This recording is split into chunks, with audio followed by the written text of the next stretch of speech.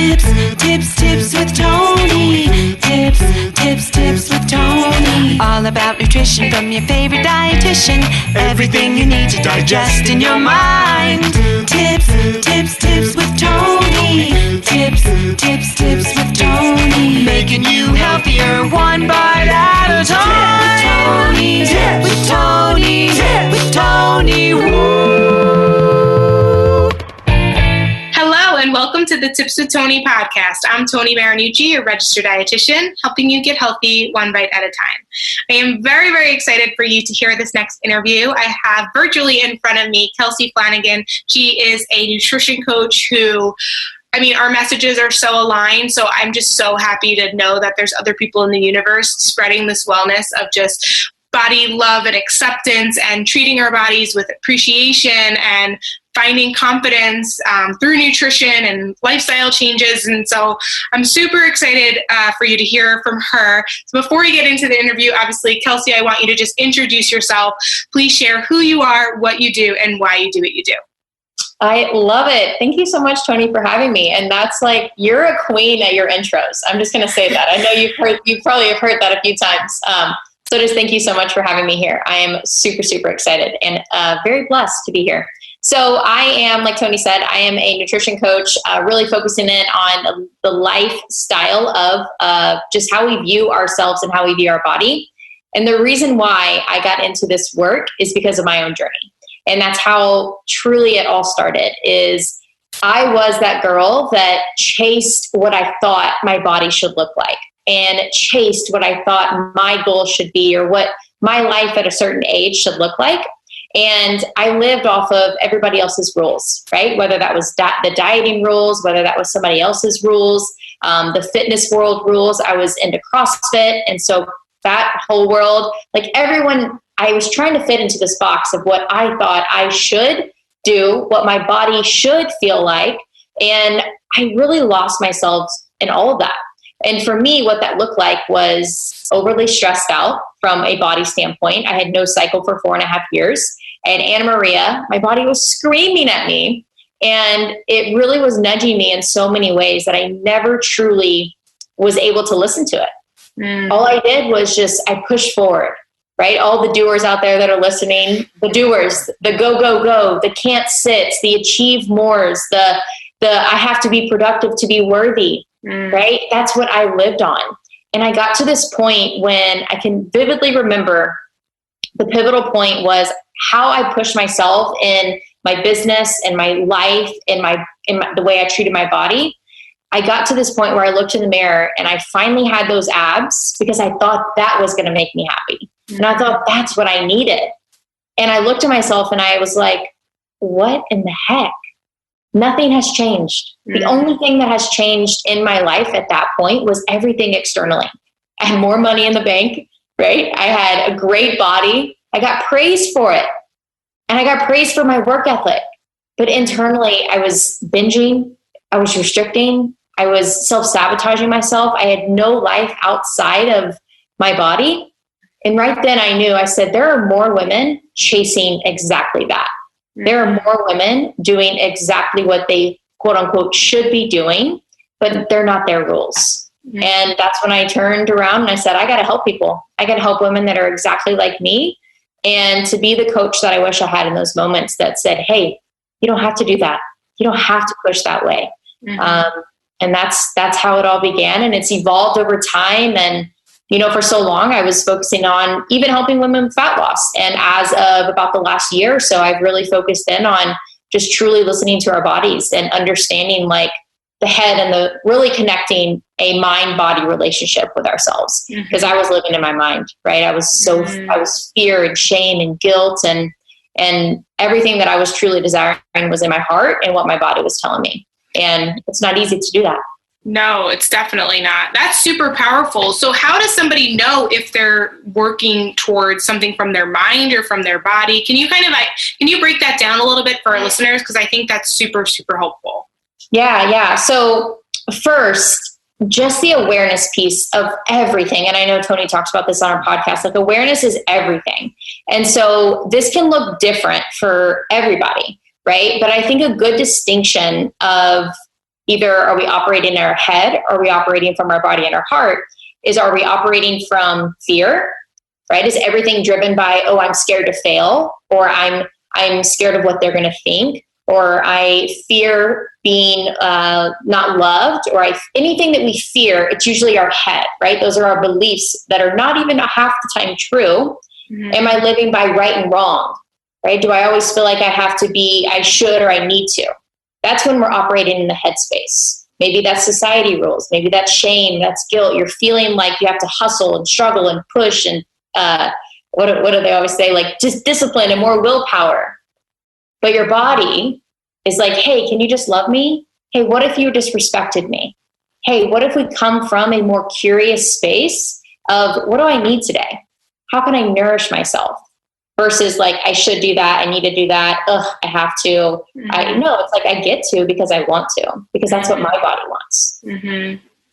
Yeah. So powerful.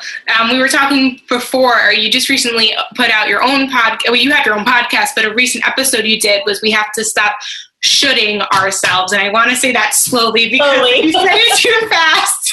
It sounds really funny. So should, SHOULD, but you don't hear it. It is silent. So can you maybe elaborate on that? Because that's something that I'm not going to lie, that's something that I learned later through in therapy, where my therapist would always point out when she would say, you just used the word should. Can we go back to that? So I would love for you to kind of elaborate, maybe if you want to share a little bit what you shared on the podcast about when we hear ourselves saying, I should do this, I should do that. Yeah. I think the first step again, and this is something that comes up so much for women in general, is we put what we think that we need in somebody else's hands. Right. So it comes back to just getting curious. And this is you can, like, if you're listening to this, if you want to write this down or just slowly listen and maybe come back to it, it's getting aware. And these are some questions that I think could be super, super powerful that will actually allow you to observe the part of you that wants to always should yourself. Right. So first is, why am I, like, if I'm about to do something because I should, ask yourself, am I doing this because I should or because I want to?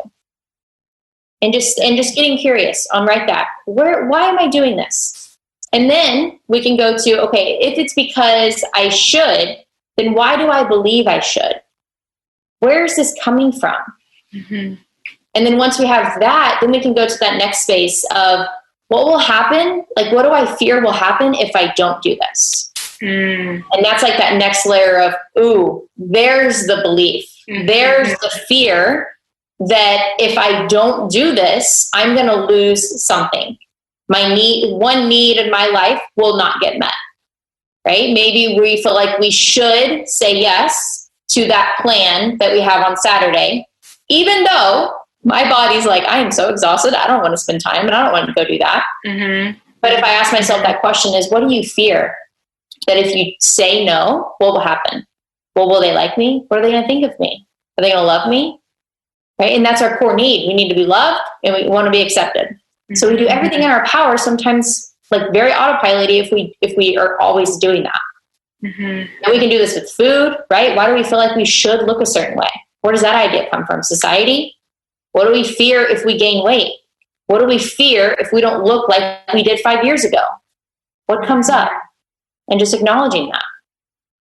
That's so powerful. You know, you have a really great way of going deep really quickly, and I really commend you for it. No, but it's a beautiful thing. And you're just so genuine and honest and real. Like, you guys, I'm going to have you shout yourself out at the end, but, you know, you need to be following Kelsey on Instagram because her messages are just so everything what the world needs. Like everything, like just some of us are up here and then some of us are just like need to be a little bit more grounded. And Kelsey's really helpful with that.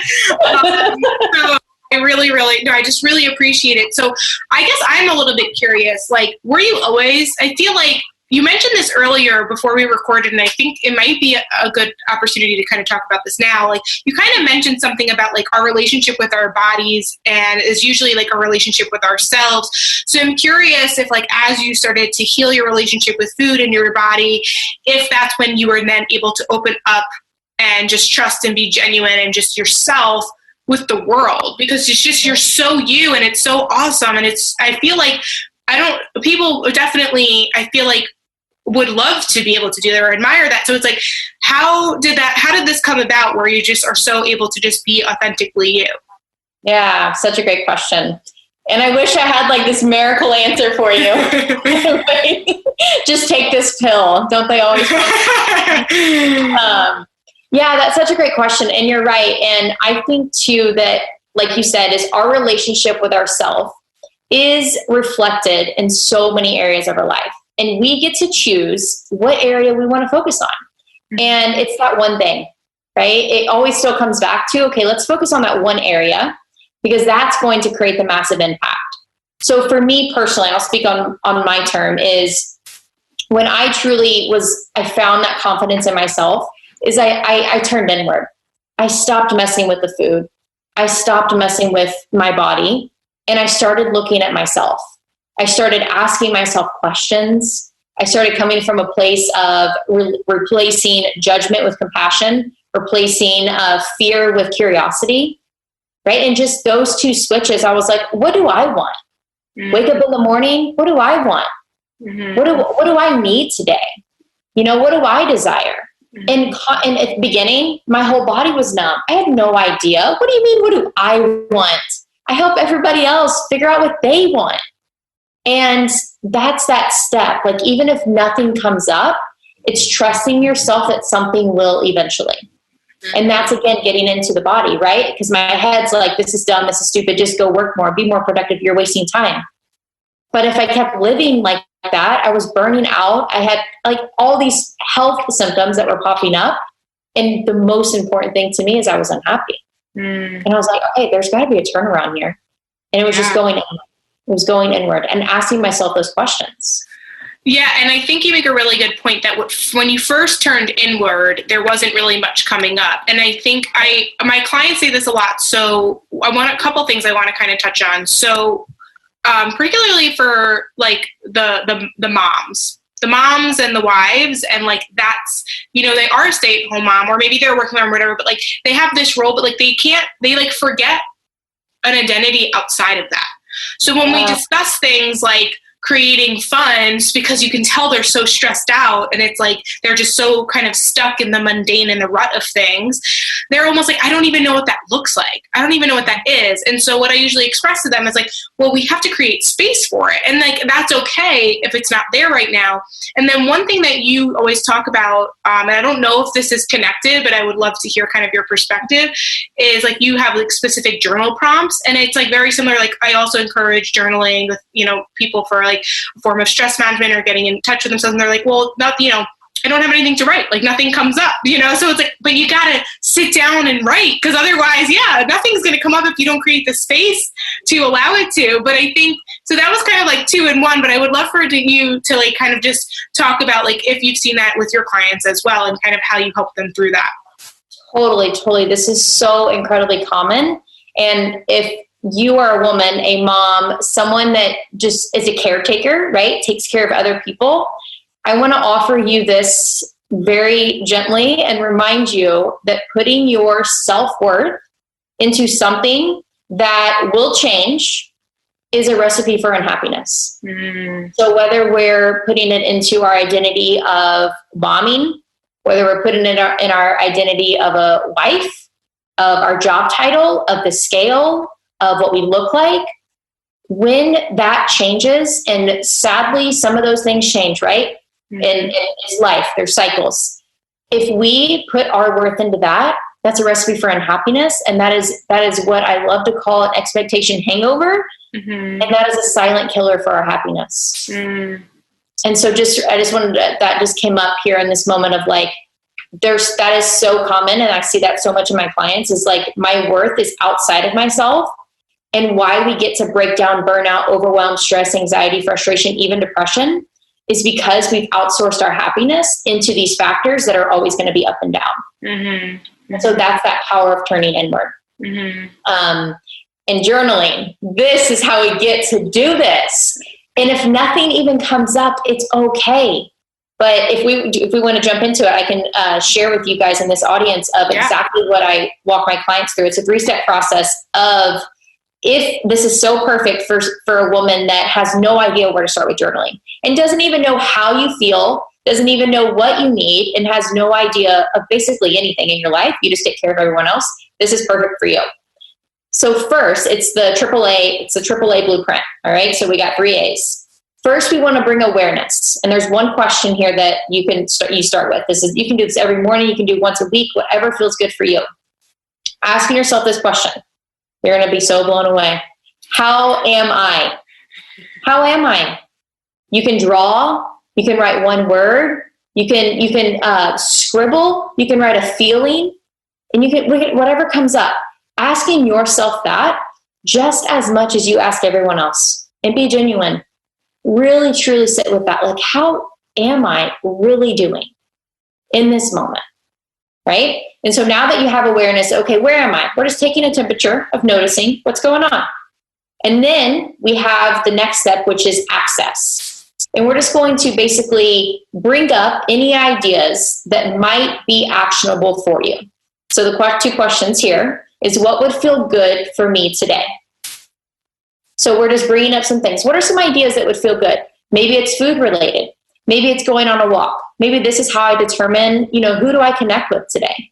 Who do I show some love with? How do I move my body?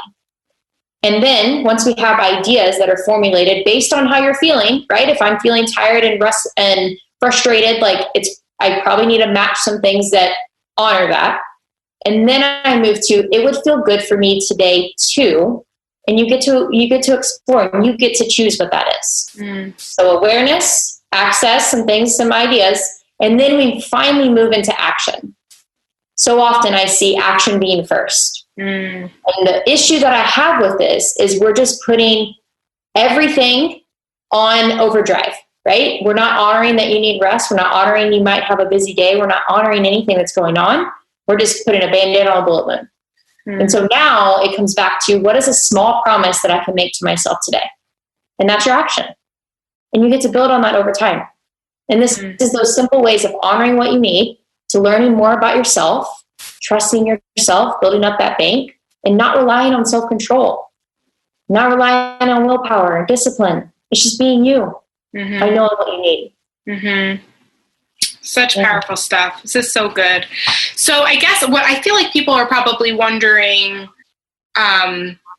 maybe some tips, maybe if you want to share some things that you, other than the journaling prompt, maybe more like particular strategies that you implement with your clients, or kind of personally how you have made that transition. So either how you've made the transition from kind of, like you mentioned it a little bit, so checking inward, but maybe some more like tactical things that you've made changes with either your nutrition or your movement, and then, or maybe how you help your clients do that as well.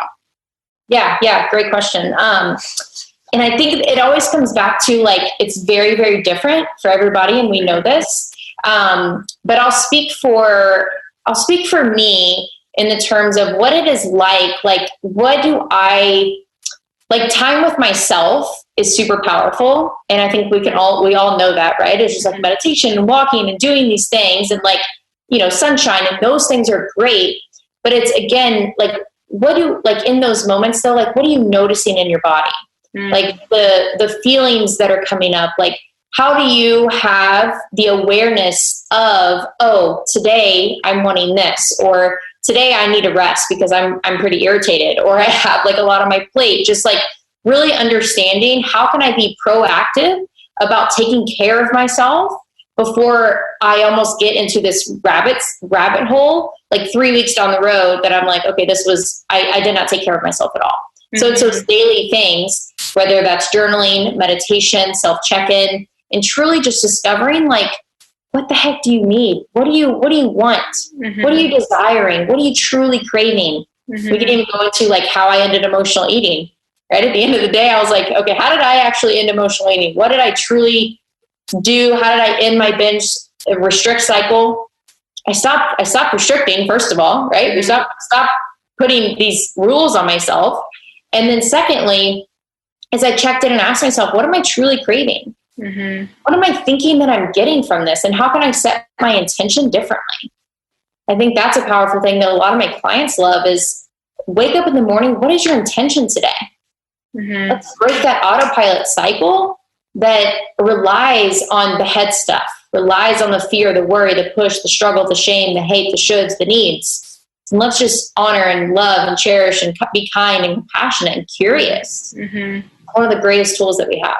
Yeah, absolutely. I mean, that's just like the overarching kind of answer, which is we have to stop looking outward and start looking inward.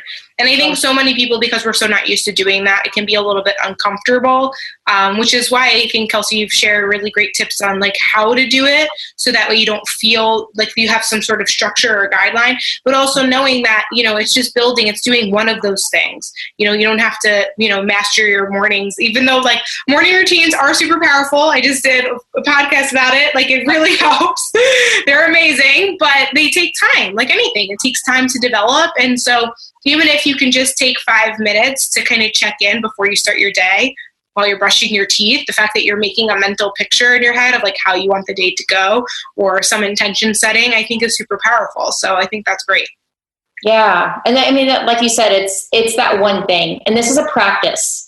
Like learning to live with intention. We weren't taught this. Mm-mm. We weren't taught how to talk to ourselves. Mm-mm. We weren't taught to turn inward. Our society we're taught to hustle. We're taught to grind. We're taught to discipline and, you know, go hard or go home. Like all those things that have been embedded in us. Mm-hmm. And so this is the 180. This is the uncomfortable. Things are going to come up. Mm-hmm. But always know that whatever comes up, whenever you check in with yourself and whatever you discover, like you're allowing that in and you can handle anything that comes your way. Yeah, beautiful. So good. So I wanted to kind of transition the conversation a little bit more to some like body image stuff, because I know you've recently been posting about it. I just released a podcast about it. I post about it as well because I'm in the middle of writing a book, and the third chapter 3 is like it's like the everything. It's just like I have to fit a book inside of a book, because it's like I have to set the stage of like why we do what we do. Like why are we chasing these images? Like why? And it's so saturated. And I'm talking about the parallels between like dieting, dating, and romantic relationships. So it's not just like why are we chasing a certain body image, but why are we chasing a certain like male or female or like relationship or whatever. And it's just there's just so much information. And I'm like the more I put in here, the more I'm just like, oh my God, this is why most people have disordered eating or an eating disorder. It's so sad. Like, it's just so true. But one thing that kept coming up that as I was reading, which was mind-boggling, was all of the research showing that it didn't matter the body size of the person. It didn't matter the age, the race, the gender. It didn't matter which BMI category they fell in. It was like 80% of said people were struggling with thinking that their body wasn't enough or wanting to change it or whatever it is. So I would love for you to speak, because I know that comes up with you and your clients. I would love for you to speak on kind of like what you kind of teach your clients and what you talk about like on Instagram and what you're talking about when it comes to learning to just improve your body image a little bit and to talk to ourselves in a way that is not so damaging, and being able to look in the mirror and actually like what we see. Like, how do you get someone to be able to do that?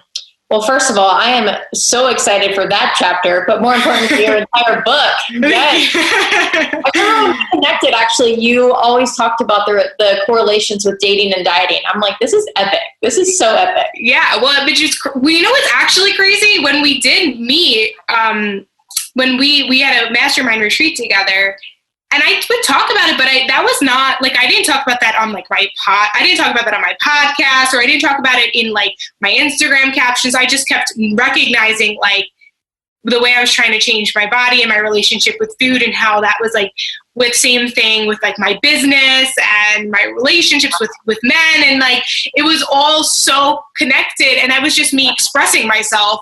It was not supposed to be a TED Talk or a book, it's my story. It's cool though. It's not, it's just amazing. Like, it's so funny. I just listened to a podcast recently where someone shared, they're like, even when you're not writing the book, you're writing the book because you're living your life and you're going through the experiences that you need.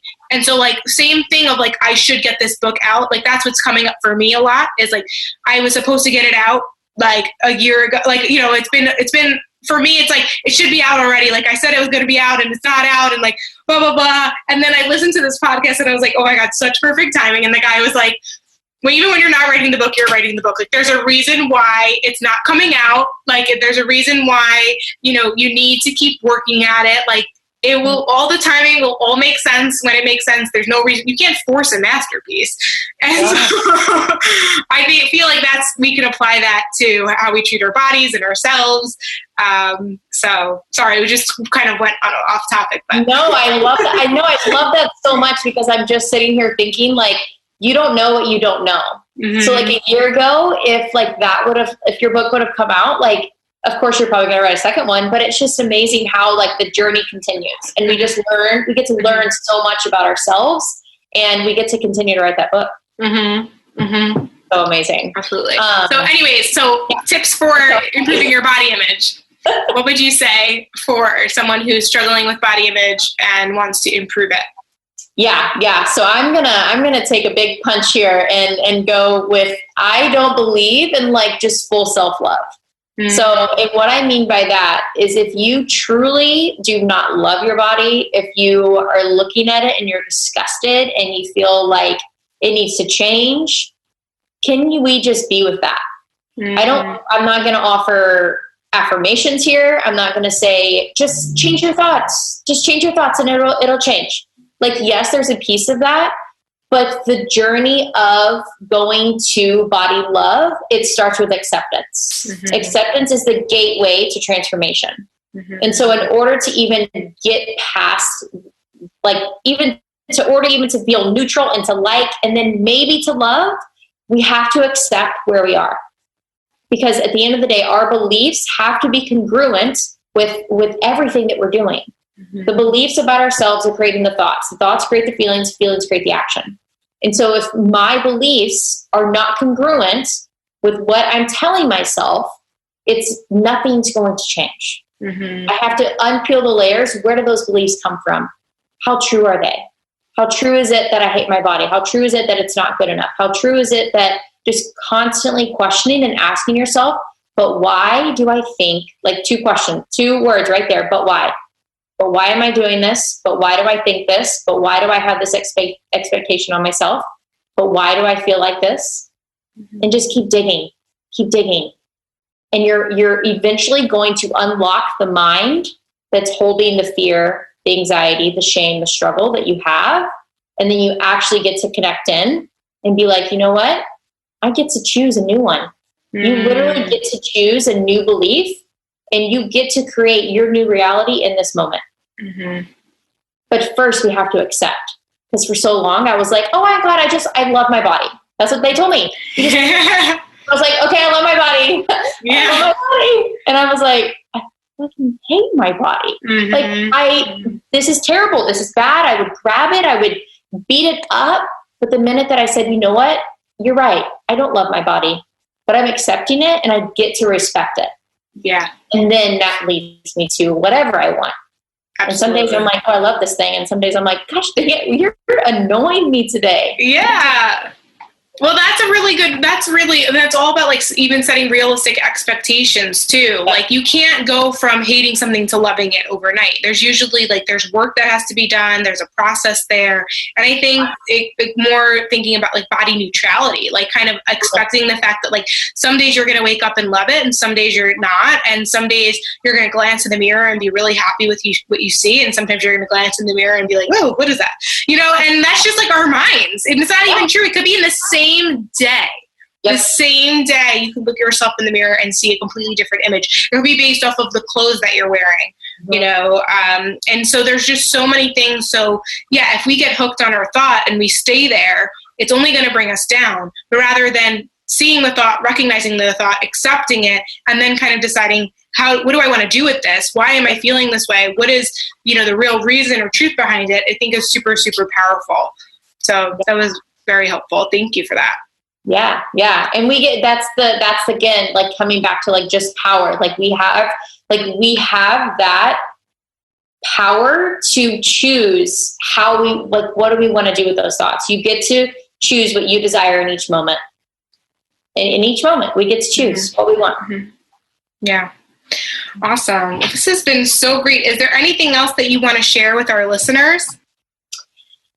I would say just breathe too. We didn't even talk about any breathing, but just like, this is a lot that we just talked about. And so I want to acknowledge, like, whenever you're listening, just to be gentle with whatever's coming up for you. Maybe you're like, oh, I want to do this, or I'm not there yet. And I struggle with that too. And like, if we're feeling down or excited and peaceful, maybe relieved, whatever is there, just acknowledging that it's there and taking a few deep breaths. Like I would invite to, like, if you're walking with this, or if you're driving, whenever you get somewhere or you have a minute, just kind of sit and let this play again, right, in your mind. Just integrate this a little bit and feel, and maybe even write down your biggest takeaway.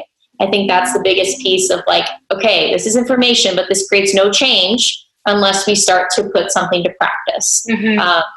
And so as much as we love to jam on this stuff, right, and podcasts are helpful, I always like to remind people that just implementing something is going to go a long way. And oftentimes it's just kind of being in whatever you learned and acknowledging whatever has come up for you. Yeah. And you deserve to feel good and to feel whatever you're feeling.